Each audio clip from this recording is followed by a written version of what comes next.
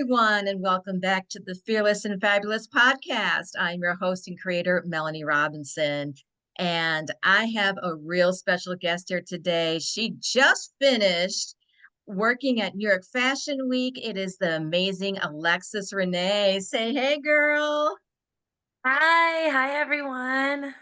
I lost my voice, so I apologize, but I'm so excited. I couldn't miss this opportunity. So thank you for having me. Well, it's my pleasure, and I'm just so excited to have you. And please don't worry about your voice. We understand you've had a real busy time, I'm sure, and we'll get into the excitement about New York Fashion Week. But can you tell us a bit about yourself and what is it that makes you fearless and fabulous? What do you do? So thank you. My name is Alexis. My middle name is Renee, so I go by Alexis Renee. And I am a model coach, and also CEO and director of Role Models 808, which we are a production of producing models, workshops, networkings, and our show, Slim Fashion Week Experience. It's all inclusive. So we have men, women from sizes small to XXL to Wow. anything. So definitely. I believe that's what makes me fearless and fabulous because I just love the idea of that. I think anybody could be a model. And that's kind of where I started off. I was a yoga instructor. I was really Hmm. I'm still goofy, but I accidentally fell into modeling and I realized, wait, if I can be one, why can't anybody else be one? And that's why I started doing the coaching and I started to do my own show because there's been times where I don't get booked for things and I'm like, I'm gonna do my own show. And I'm pretty sure everyone else feels that same. And yeah, so that's what I do and that's who I am. And I love it. I love it all every day. Well, I am here for it. I'm living for it. I am all about women, girls being their most authentic selves, no matter their age, no matter their size, being as fearless and fabulous as possible. Yes. And you mentioned that you accidentally fell into modeling. So, how did that happen? So I've been shy all my life growing up to the point like when I knew I had to do book reports or stand up in front of like a school, I'd be sick the night before.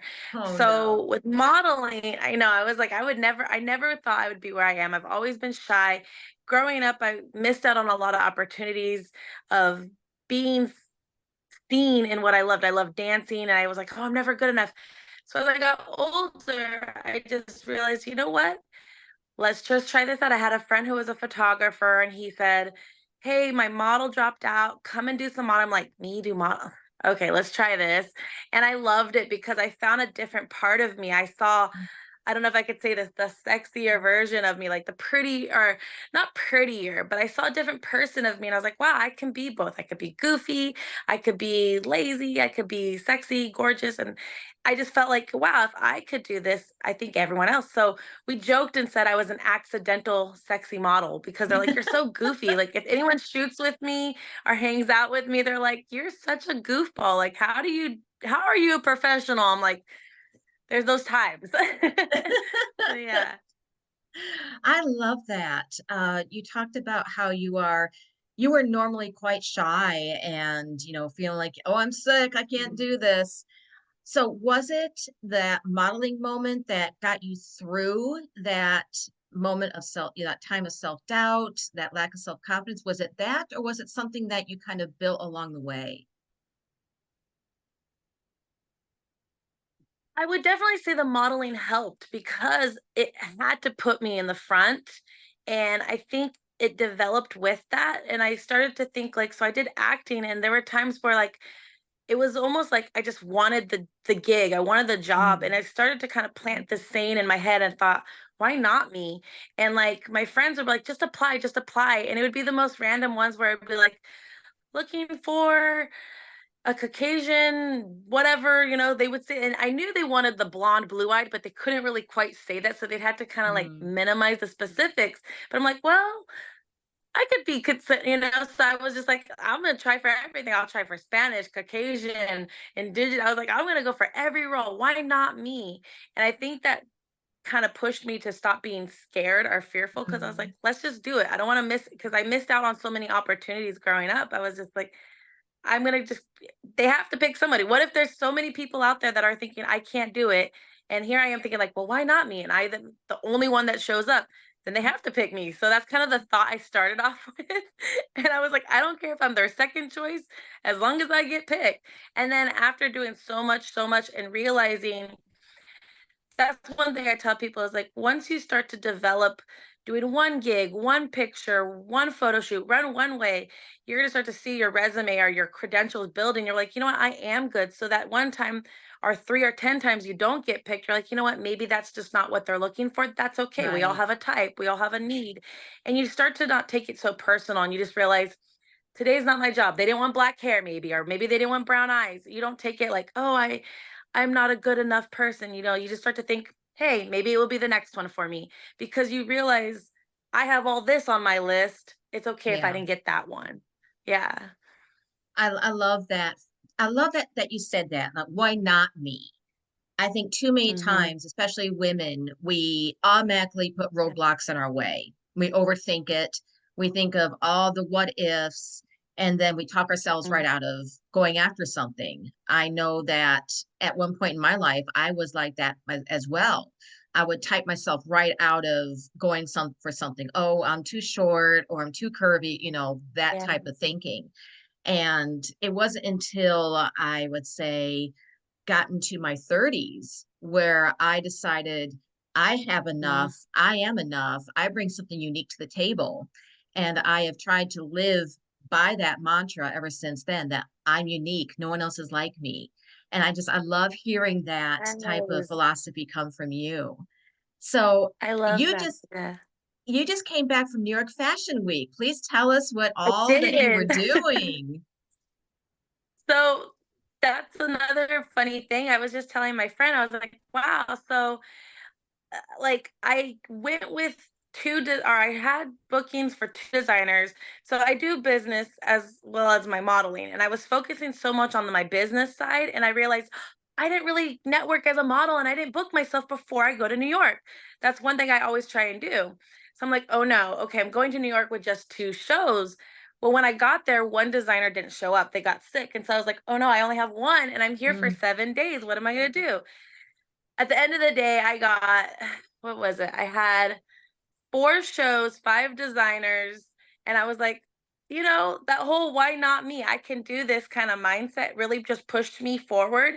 It was a lot of chaos. I would wake up early in the morning. We were in a house of models, so we all had each other to support each other, run to castings, grab a snack, go to the next casting, go to a fitting, go to a show at 9 p.m., be out of the show at like 11 p.m., run to your designer's hotel to get one last fitting before the next day. It was, and then go to bed for like 3 hours and wake up Oh again. my goodness. Hence why the voice is gone, but it was so much fun. I started to kind of feel like a little bit more of a New Yorker. The more and more you go to them, you're kind of like, oh. And I remember walking down the street and I had like my headphones on and somebody was like, excuse me, where's, and I was like, oh, and I took it out. I was like, they said, do you know if this is Broadway or if Broadway's that way? And I knew. And I was like, oh, they thought I was a real New Yorker. Okay, cool. That's But the yeah, best it's feeling, definitely, isn't it? I yeah. lived in New York off and on between gigs. I worked as a professional performer for a while, Oh, and have I fun. knew that was my moment when somebody stopped and asked me for directions, like, "Oh, they think I'm a New Yorker." Like, "Oh, wow, I've Like made who? it." Me? Well, that just sounds amazing, and I'm really interested in hearing about what got you started with your own business with modeling. How did that start, and how does that grown? And tell us a bit about that. So I guess it's all connected still to that why not me thing. So it started off with like my friends asking me for advice and saying little things. And it took me a while to think like, I can't really be a coach. Can I be a coach? Like, I'm still learning so much. I know I need to develop this a little bit better, that a little bit better. But people were still coming to me like, well, you've done this, you've done runway, you've done photo shoots, you travel. I was like, you know what? I have enough advice for the people who are newer. I have enough advice for the people who still want to do runway. Cause I mean, I've done it, I've experienced. Why not give my ideas? And I've done production on other people's shows, and I thought, I put a lot of contributing into that. I have a lot of great designers, a lot of great models. So I was like, let's just put it all in the basket and Mm, let's do ours. Let's try this. Why not? why So, not? and it was so amazing. And like, so our first show was August last year, and it was in DC, Swim and Fashion Week experience. And I put the experience on the end because I knew it was going to be experience for everybody, the designers, the models, myself. So I was like, let's make it an experiment, or not experiment. Well, it was an experiment too, but an experience. And so that's, I mean, it was all of the above, but that's kind of where it started. And I realized, you know what, I'm good at doing this. I've see people being helped by me. So let's kick it off. And actually February we turn 1 years old with Role Models 808. So we're celebrating Yay. it with this. Well, happy Yeah. anniversary. Thank you. And it's funny, I was talking to one of my friends who's a photographer, and he was the one that kind of rooted it a little bit like, you should coach, Alexis. Let's put some YouTube videos up of you coaching. Let's do some reels. Let's do some videos. Mm, And I was like, okay, sure. And I remember laying in bed talking on the phone about all this. And it's nice to kind of look back and be like, wow, a year ago, I said all that. And since then, we've put on a show. We've done about 5 workshops, some networking events, and I was like, we've done a lot in a year. I'm proud. wow. You should be. That's Thank fantastic. you. I think so many times, especially younger women, they will have a lot of ideas and they'll want to do a lot, but they'll talk themselves out of it. What Yeah. made you, I mean, we know we talked about why not me, but what advice could you give a woman who wants to start her own business? Like, what could she do to commit to pursuing a dream? Find mentors. I know a lot for me really helped me with mentors, and like pretty much they were my friends that had done, I don't want to say better, but more experienced than me. And I just would watch them and I would listen to what they would do and I would do what they said. And one of my friends that told me, he has like 7 agencies. He's from London. He owns an amazing company that a bunch of actors go to for like auditions and connections. And he told me, Alexis, do everything you can and stop calling yourself an inspiring. This is when I was doing acting. He's like, don't call yourself an inspiring actor. You're no longer inspiring because you are doing. And I thought, Mm, ah. yes. And so when I hear people say, I'm an inspiring model or I'm inspiring, I say the same thing. I was like, stop. You're no longer inspired. You're not, you are doing it. You don't need, you got to just say, I am a model. I am the actor. And so that's one thing I feel like you should start off with is say that you are and be Hmm. that because that's what you're going to put yourself at. And so with that, he would say, there's a lot of people like, oh, I don't do the trade for photos or the time for photos. And it's like, you need to put yourself out there. You need to still, I still do things, for free collaborations because you don't know who you're going to network with. True. And that would be one thing I would say is collaborate, partner with people and learn from the best so you can get those little tips and then maybe create them in your own way. So that's one thing I would definitely say is like work with the people that you are wanting to be that inspired you to become the model, the actor. So, yeah, that's what I would definitely say. That's solid. That's such solid advice. I think maybe for a lot of us, we tend to have the imposter syndrome, especially if we are kind of starting out and we're not really to grab the reins and say, no, I Yeah. am this. This is who I am. I'm not pretending this anymore. I'm Yeah. putting things in motion. I think that's so true.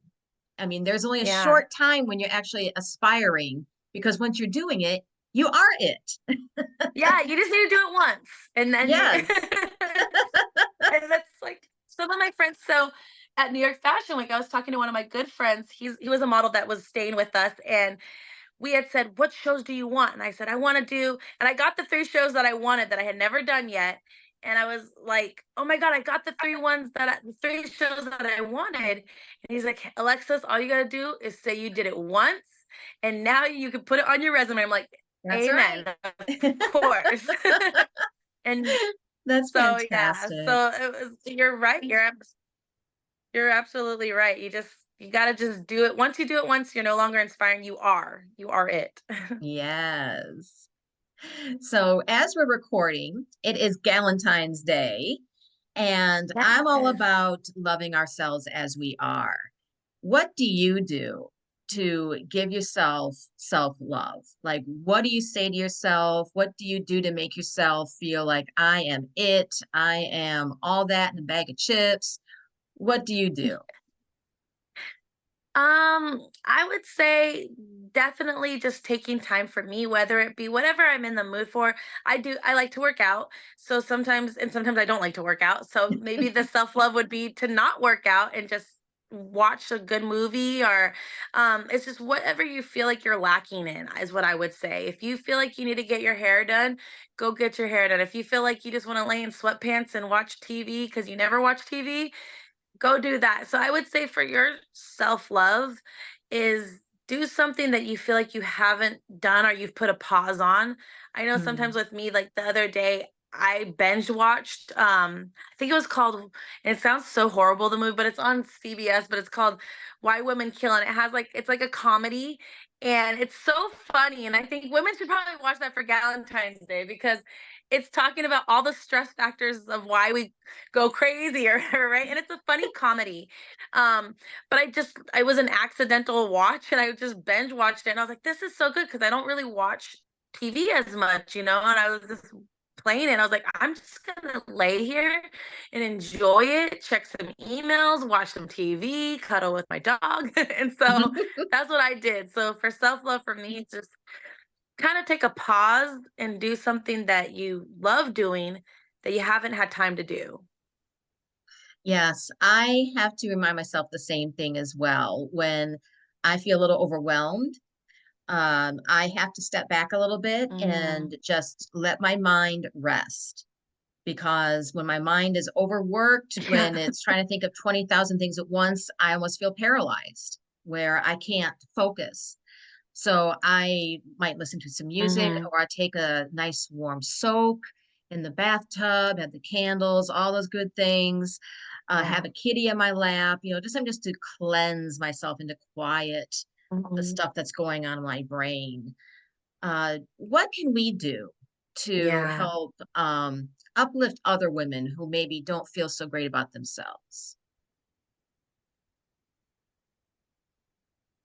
I would say, especially if it's someone you're close with, it's kind of like knowing what, because as women, I think even when we're so positive, we have our down times too. I know I like to say I'm a really positive person, and I believe that I am, but we have our times where we're like, oh my God, what is going on with me today?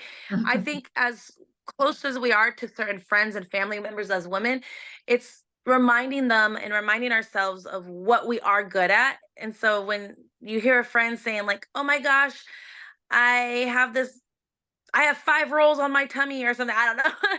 Be like, "Well, no, you look gorgeous because when you wore that shirt, it just snatched your waist and you do look amazing, and look at those beautiful brown eye," like, it's like giving ourselves compliments on the things that we know we love or that we know our friends love. And then just laughing about the silly things of like, when you feel comfortable enough to joke about the little flaws that we have and be like, "But you know what? It could be worse. We could have 5, I don't know, 8 toes or something, but just making jokes of little things and just making life happy again. I think those are great little things to kind of remind ourselves is like we complain about silly things, and Hmm. I'm guilty of it, but then it's like taking a step back and realizing like, you know what? No, it could be worse. We could have 8 toes. Yes, we could have eight But yeah. toes, or we could not have a house, or we could have, just, Exactly. you Yeah. know, things like that. Now, you are in an Mhm. industry which is, based on how you look. Have how do you handle Yeah. how do you handle rejection or competition? Does it ever get to you at all? Mm. So when I started modeling, I started in Hawaii, which is bikinis everywhere. And so that is my favorite is swimwear, maybe because it was something I was already comfortable in, which I know there's a lot of people who aren't comfortable in swimwear. And I love when I work with people who aren't and then they start to like it because I was like, yes. But I started off as around like a size 6 model. Now I'm on the curve. And at first, it was very hard to accept that. And also, when I got a little bit more into the larger sizes, then like there's nothing wrong with being a straight model, a tall model, a short model, a curvy or a plus. Like I think it's all beautiful, and we all have. Again, modeling is you're modeling something that's realistic. If Mhm. I'm buying something, we want to see that real person. So we're all real bodies. So that's the greatest thing that it's accepted and it's included now. But like transitioning from being a certain size to being what was larger or trending at the time is what people were saying to me. It was hard because I was like, well, where do I fit in? Especially as a size 8, where in the industry that's considered plus size, but then you're also not accepted with the plus or the curve side, and then you're Mm. also not accepted in the straight side of models. It's like, where do you fit in? So like there was a lot of rejection in that transition of sizing. And I mean, like we're real women. We go from like one day we could be smaller fitting into our pants, and then the next day we're bloated or something because we ate like Yeah. some chips or something. Like it's like Right. our bodies change all the time. And I learned to accept it because again I saw certain pictures of me and I saw people come up to me like, I love your confidence. And I'm like, whew, if you only knew how I had Mm. to fake that confidence in that picture, you know? But it came also down to not wanting to lose opportunities. So like at swim week, I had a bikini and I was like, oh, I don't want to really wear this bikini. But everyone was like, you look really good. And I would look at myself, and the only thing I noticed that I didn't really like was my stomach. And I was like, but my legs look really good. And my hair and my makeup look good. And I was like, you know what though? I am a curvy woman and I'm gonna have a tummy and I'm gonna have some hips. So in other words, I am this. This is what it is, and this is what I'm categorized, and this is what they want to look. It's expected to have this. I'm not looking weird. I was like, I don't want to lose this opportunity. I'm gonna go do it. And sure enough, everyone was like, wow, that was so pretty. And I actually ended up on one I got published in Harper's Bazaar because I wore this swimsuit, and I was like, thank God I did not miss that opportunity. Right? So it's just loving at the moment of what you are. And at first I got kind of offended when somebody was like, your body is trending. And at first I was like, okay, that's strange. But then I thought, you know what? If it benefits me to be trendy, if it benefits me to not be trendy, to be unique, as long as I'm getting somewhere in my career, I'll take it. Right. Yeah. Why not?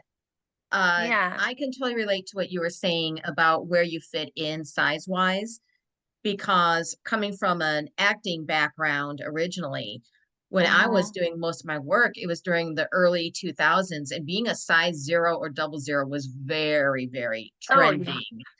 And I went to a casting and I was a size 3 at the time, and the casting director said, "Oh, we love what you're doing, but if you lost about 10 pounds, you'd be just Mhm. right." And I was literally almost killing myself to be that size 3. And it wasn't until Oh, later on when my mobility got challenged after an accident when I gained a lot of weight, uh, I had to learn to love this body no matter what, because this is all I've got. So right, either I've got right. to love being a size 14 and live the best life that I can, or I can just be miserable and wish I was something else and live a very sad life. So I think that's just the key, wouldn't you say, is that you have to find what it is at that moment about yourself that you can let shine. Exactly, exactly. I love that you said that. And it's like, I love when you said in that moment, because like we mentioned, our bodies will always change. Hmm. And it doesn't matter like if we are a straight or a curve or a plus model, because some plus models that I know have gotten to become so much smaller into the curve category. They've gotten small enough to be a straight size model. And it's like, which I think that in castings or in general, we should stop putting curvy and plus models on a totally different we're all models. Yeah. And that's happened to me where I've I've been put on a totally different list, and I'm looking through my name and I'm like, wait, did I get dropped? What's going on? I'm like looking through all the papers and I'm like, oh, I'm on the curve plus side. paper. I'm a model too, so why can't we just put models, you know? Yes. So, I do have I know a love-hate relationship with the label plus because mhm, I think for so many women it's very triggering. They hear the word plus and they think, "Oh God, I'm fat." mhm, It's automatically where their brain goes to. It's instead of what it all right, mhm, really means. It just means it's just your size range. That's all that means. It doesn't mean right, that you're this type of person or that type of person. And I understand why there is a label called curve or plus, but at the same time, I think it can be so mhm, limiting to a woman's way of yeah. thinking. And the thing is also, and I love that we're talking about this right now, is that I know people in the bodybuilding industry, and like there's a category, they have categories. They have the bikini, the wellness, the bodybuilder, like, and this is all women's categories. And like my really good friend, she does wellness, and so I asked her, I was like, well, what is wellness? I mean, like, I want to know more because it looks like bodybuilding or whatever. She's like, no, it's girls that are full figured on the bottom half, like thick legs, thick glutes, thick muscle, and then of course, they have the muscle, the abdominals and other parts, but they focus on the thick curve. And I was like, oh, so you're like a curvier model, you have like the Mhm, shape and like, and she's like, yeah. And so I thought about it. I was like, you know what? What we idolize in the industry of celebrity worlds like Kim Kardashian, or like mhm, how people think like, oh, they're the best bodies, are Beyonce. And I've looked at them and I'm like, you know what? Those are curve models.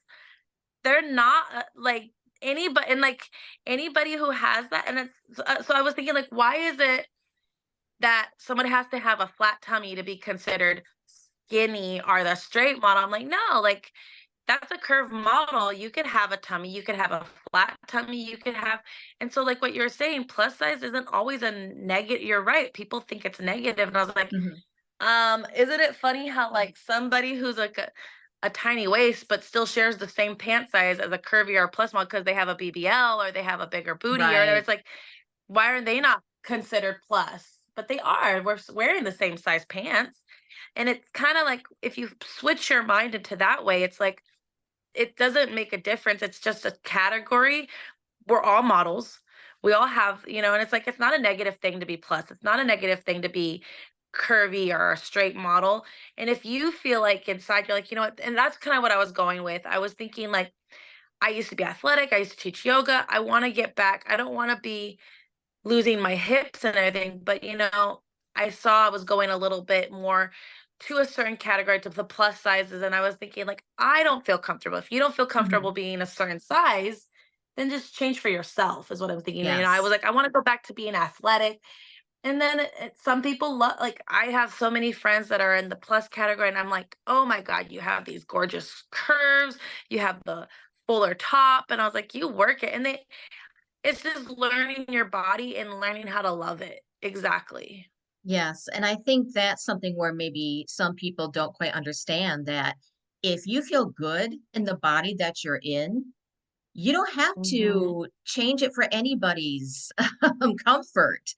If someone's very Oh, yeah. comfortable being a size 18 and she feels good, she feels healthy at that point, then why should she have to change to make it quote unquote acceptable Exactly. for Yeah. someone else's vision? I wanted to make sure Yeah. that we talked about this model posing workshop that you have coming up in March. Can you tell us a bit about that? Yeah. So the posing workshop is another posing in general. People don't know how to pose correctly, and there's certain things where you could just stand straight and what I call looking like a box. That's not appealing. You got nothing to really look at. So like learning how to make triangle shapes. I wish I could pose for you, but but like it's showing how no matter what size you are, in what category of height or like weight or whatever, there's a complementary shape or form that our bodies can make. And this is exactly what I had to learn once I went from the size 6 to the size now currently like a 10, 12. And I had to learn like how does my body look complementary in Mhm. these outfits when I'm posing. How I know I can't do certain poses because maybe I mean, I could still do them, but for me, when I look at it, I'm like, I don't like my look that way. I know I could look better this way.